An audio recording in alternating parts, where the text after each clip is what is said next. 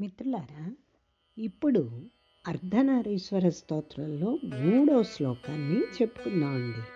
ఇప్పుడు శ్లోకాన్ని చదువుతాను. జనత్వణత్కంకణ నూపురాయే పాదాబ్జరాజత్ ఫణినూపురాయ హేమాంగదాయై భుజగాంగదాయ నమః శివాయై చ నమః శివాయ. ఇక్కటండి అమ్మవారు జణత్ క్వణత్ అనే కంకణాలను వేసుకుంటుంటండి. తర్వాత పాదాబ్జరాజ ఫణినూపురాయ అంటే పాదాలకు అందెలను తొడుక్కుందిట. ఇంకా ఏంటి, హేమాంగదాయే అంటే బంగారు భుజకీర్తులు పెట్టుకుందిటండి. అదే అటున్న అయ్యలా ఉన్నట్ట, పాములనేమో కాళ్ళకి చేతులకి మెడలకి అంతా చుట్టుకున్నట్టండి. భుజగాంగదాయ అంటే భుజగాలంటే ఏంటండి, పాము. అటువంటి పాములనిట శరీరం అంతా చుట్టుకున్నట్టండి.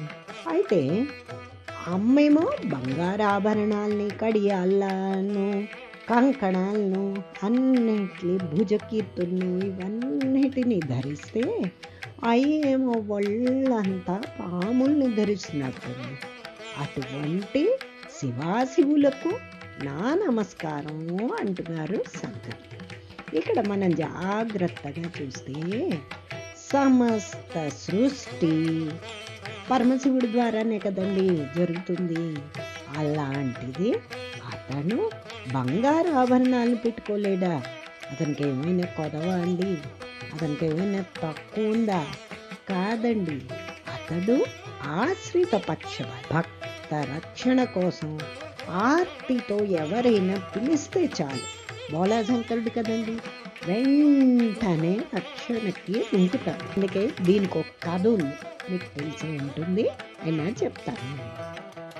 పతంజలి యోగి తెలుసు కదా, అతని పేరు విన్నారు. ఒక పాము ఆకారంలో అతని బాడీ ఉంటుంది, తల ఉంటుంది.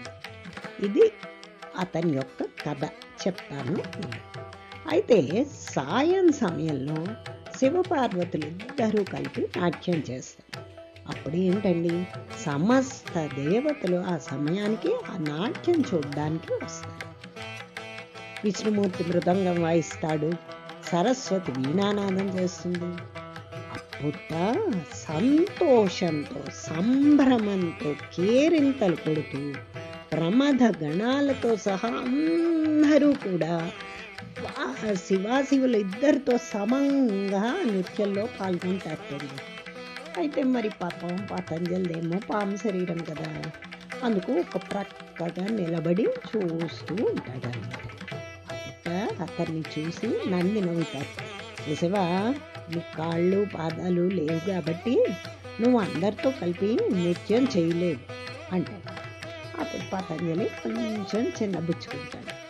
అవును కదా, నిజమే, అయ్యో నాకు శరీరం లేదు కదా, మరి అందుకే నేను నృత్యం చేయలేకపోతున్నాను. ఎలా నృత్యం చేయగలను, శరీరం కాళ్ళు పాదాలు లేకపోతే అని బాధపడి వెంటనే ఏం చేస్తాడు, డమరుకం తీసుకుని వాయిస్తాడు.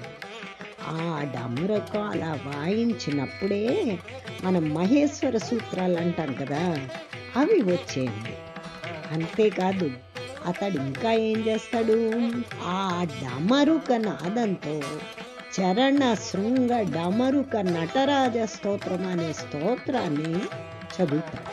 దానితో మహేశ్వరుడు చాలా సంతోషపడి వెంటనే, రా, నువ్వు నాట్యం చేయలేకపోతున్నావు కదా, నేను నాతో పాటు చేయిస్తాను అని తన పాదాన్ని ముందుకు పెడతాడండి. వెంటనే పతంజలి ఒక్క దుముకు దుముకి అతని పాదానికి చుట్టుకుంటాడు.